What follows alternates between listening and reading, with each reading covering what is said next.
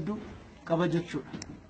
Sadaffaan immoo saba tokko keessaa fakkeenyaaf an Oromoodhaa eenyummaa Oromummaa qaba jechuudha. Afaan haasa'urraa maatiin argadhe irraa hawaasan irraa bahirraa eenyummaa Oromummaa qaba jechuudha. Daangaa tokko keessatti biyya tokko jedhamnee gaafa dhaabbannu namoota sabaaf sablammoota adda addaa amantaa adda addaa qaban waliin eenyummaa biyya tokko waliin qabna jechuudha. Kan biyya tokko irraa kan maddu jechuudha. Haala kanatti eenyummaa afur qabna jechuudha. Afran kana wal duukaa deemsisuu yoo hin dandeenye karaa irratti rakkina dhufa jechuudha. Yoo naani Oromoo qofa jedhee waa'ee amantaas, waa'ee biyyaas, waa'ee ilma namaas nan laallatu yoo hin jedhee rakkina dhufa. Ani immoo yookaan muslima jedhee waa'ee islaamummaa qofa nan laallata, waa'ee Oromummaa, waa'ee afaan kootii, waa'ee aadaa kanaa nan laallatu yoo hin jedhes rakkina.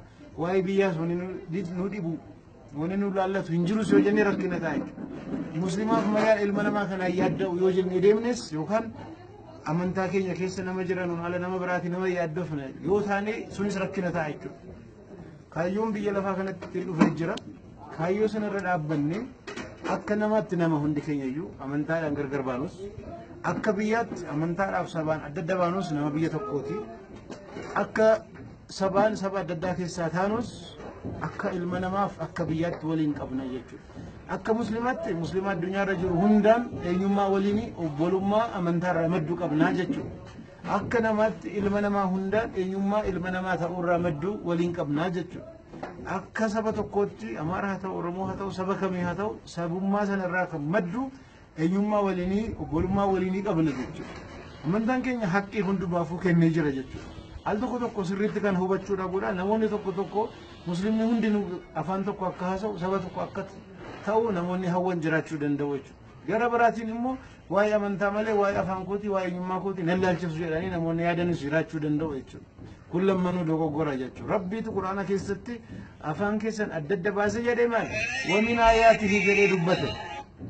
Aayata sarraa, muujizaa sarraa, raajii sarraa jedhee afaan keenya adda adda baasuu kanallee isumatti ittiin of faarsaa jira jechuudha.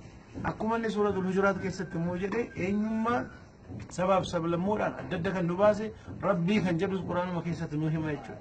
Nu waan balleessinee balleessuu keenyaan itti gammannus miti, waan immoo baduu qabus miti jechuudha. Haala kanatti hubannee wal duukaa deemsisuu irratti barbaachisaadha. Yoo kana wal duukaa deemsisuu hin dandeenye biyyis rakkina keessa seenaa namnis wal duukaa seenaa adda haala kanaan ta'uu hubannee waliin sirreessinee waan godhamuu qabu haala kanatti hubachuu qabna kan jedhu inshaallah ergaan qabu kana Allah